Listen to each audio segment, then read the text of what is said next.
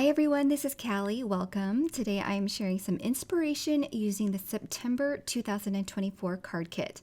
There are so many great items in this kit, and I hope you'll find that this project gives you some inspiration as well as the projects that I share at the end of this video. So here's a look at the main stamp set that's a part of this kit. There are some simple layering flowers, and there is a matching die, but it's not a part of the kit, so be sure to add that to your cart if you're interested in buying this kit. I'm going to start this project by stamping all of my flowers and foliage that I'm going to use for the card. This stamp set was designed by Kathy Zilski, so you know that it's intended to come together easily. Now, as I said, the layers are super simple, but I wanted to step it up a notch, so I'm using a sponge applicator after I stamped my image with one color, and I'm going in with a second color to apply some more ink towards the outer edges of these petals to give them a little bit more color and interest. Finger daubers have always been a great choice for adding ink this way, but I love the longer handle on the sponge applicators, and it allows me to see more of what I'm doing as I pounce the extra ink onto a stamped image. There are also centers of these flowers that you can go ahead and stamp in there, or stamp them separately because there are also dies for these little intricate pieces. I went ahead and just stamped it right over the center of the stamped images, and then I can move on to the next flower. Now, looking at the die, I knew that the cone of this flower is also die cut onto it, so I saved that to stamp later because I want to make sure the die cuts perfectly before I stamp that cone onto the center of this flower.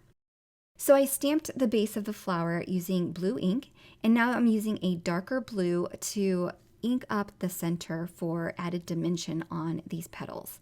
So there's that little cone piece I was talking about. The die is going to cut the flower with the cone, so I'll save that for after die cutting to stamp onto this image. Next, I'm going to work on some pink flowers using bubblegum and taffy ink.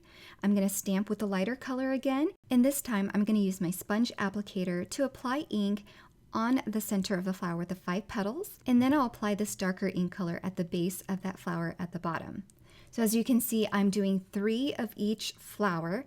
I'm going to have more than enough for a card, but it's better to have more than enough when you're going into a project than not having enough and having to go back and stamp some more.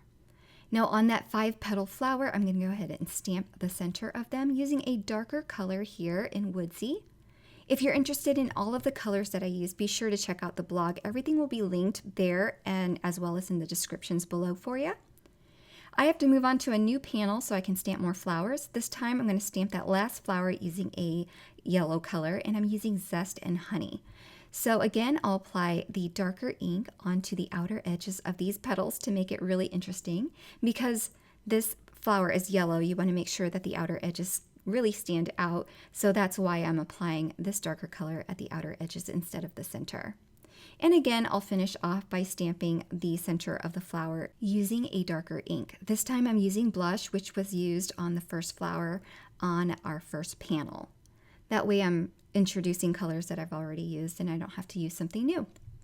Now we're going to go ahead and work on the foliage. I took the 2 longer stems and we're going to stamp them with cabbage for the lighter color, and then I'll go in with the sage color and apply the darker color towards the bottom of each of the stems to give them a little bit more interest and dimension.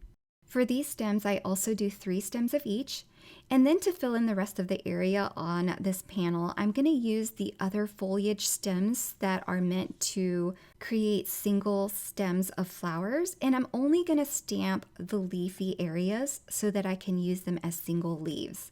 So it does get a little bit tricky because you kind of want to isolate the stems and only want to ink up the leaves. Now I'm putting them pretty close together, but it's completely up to you. I cut everything apart before I die cut, so it's not a space issue for me.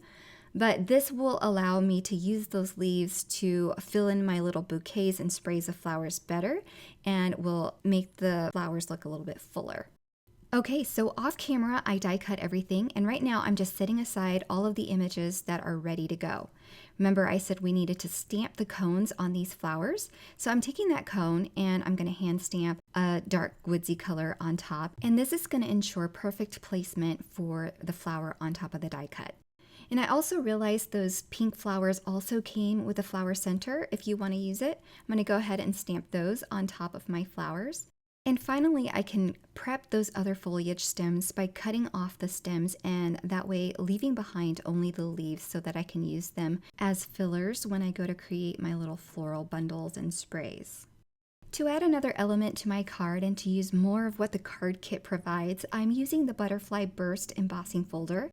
I know that my card is going to be landscape orientation because the greeting that I'm going to use is so big that it won't fit across a portrait panel. So I strategically put my paper in the embossing folder at a diagonal so that the butterflies are still going from the left bottom hand corner to the top right. The last step before putting the card together is stamping this large, chunky, thankful greeting. I'm using the blue, same as the blue that I used on that coneflower, and I'll go ahead and stamp a sub-sentiment using the darker blue at the bottom here so I can cut it into a strip. Also in the card kit is this beautiful patterned paper from Prima, and it's called In Full Bloom. I'm going to choose a panel and then use that to adhere to a card base so that it mats my card with a really pretty border. Next, I'll attach my embossed butterfly panel, and this panel is super simple. It's just some texture in the background before we add the sentiment and flowers. Now off camera, I die cut using the coordinating dies, the word thankful, and before adhering anything down, I'm just going to lay out all of my flowers to make sure that I have a variety of them and colors in the clusters that I want. And when I'm sure I'm happy with the arrangement, I'm going to use some liquid adhesive and first adhere down all of the flowers that are sitting on top of the greeting. Then I'll pull up the thankful greeting and apply some adhesive underneath them to adhere them to the flowers that are lying below. It doesn't take too long for that adhesive to set, so when I'm sure that everything is adhered together, I'm going to flip over this entire arrangement and add some 3D foam strips to the back so that I can make sure it adheres to that embossed background well where the butterflies are. I'll remove all of the backing and then I'll center it over my card panel and make sure that everything is lined up perfectly. And here is where all those individual leaves come in handy. They're going to fill in all of those little flower sprays and add some color with the green foliage. So it's well worth it to do an extra step of cutting off those stems, but it gives you a little bit more variety and the ability to change up the look of the intended use of these blooms and really stretches the use of this stamp set. Using a thin 3D foam square at the end of the sentiment strip and some liquid glue, I'm going to adhere it to the center of the sentiment off to the side. And then I'm going to finish off with some embellishments from the Northern Lights embellishment mix. And I really love this iridescent mix because I feel like it can go on any card. So it's going to be a favorite of mine and you'll probably see me using it a lot in the future. Now before I finish, I really wanted to add some extra details to give this card a little bit more pop. So I'm using my Posca extra fine paint pen and I'm adding some white highlights in various areas and adding some extra veins and details to the flower petals. And that finishes my card for today's video. And I just wanted to share two other projects that I made for this release. Here's the shaker card that I created for release night. I stamped the flowers and foliage directly onto a panel and just die cut the thank you window and turned that into a shaker. And I also used patterned paper on that. This third card is an acetate card. I used the Butterfly Burst embossing folder on the back of a butterfly panel there that you see. And then on the acetate front panel, I did some embellishments, the sentiment, and the die cut butterfly that is there from the card kit as well. So there are 3 cards, and I hope you're inspired to create with this beautiful card kit for September 2024.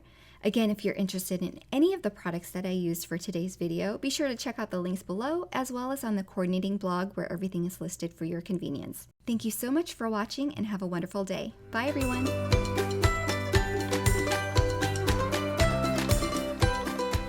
Hi there, I'm Heidi, Simon's mama and founder at simonsaysstamp.com. Thank you so much for watching our video. If you like what you just saw, be sure to press the thumbs up and subscribe to see more great content.